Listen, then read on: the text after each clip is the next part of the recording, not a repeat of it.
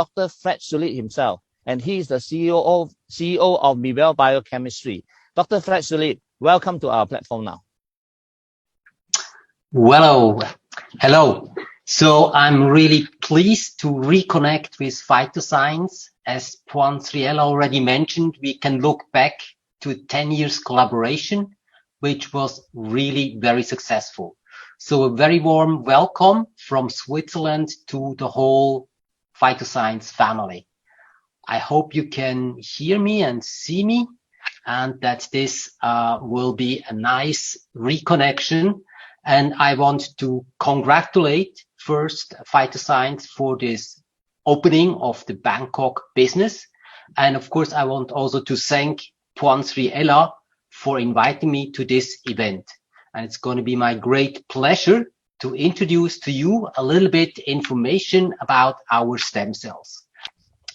And based on this research, we did or investigated the research of plant stem cells. And it was in the year 2008 when Mibel Biochemistry launched the first plant stem cell products for the cosmetic industry. And this was the apple stem cell. So we have a selected material. We grow this material on an agar plate where we have this so-called callus tissue.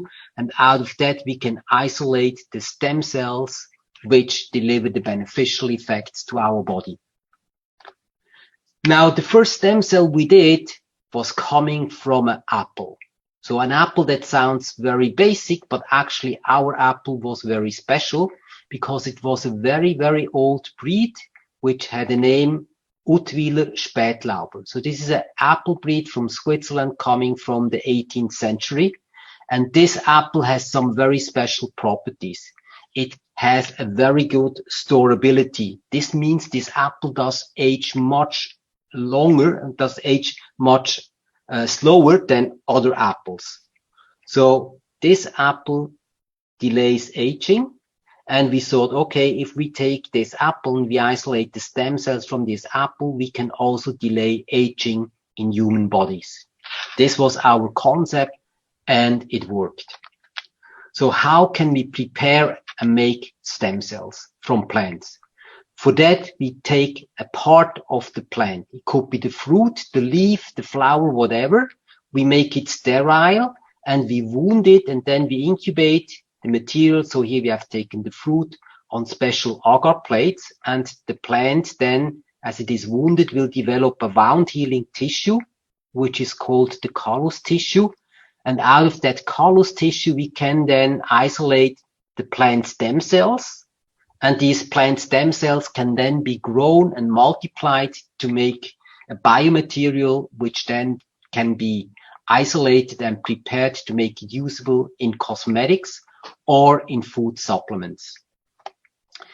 These stem cells are then cultivated in sterile bags, as you see here, and we can multiply big volumes of these stem cells.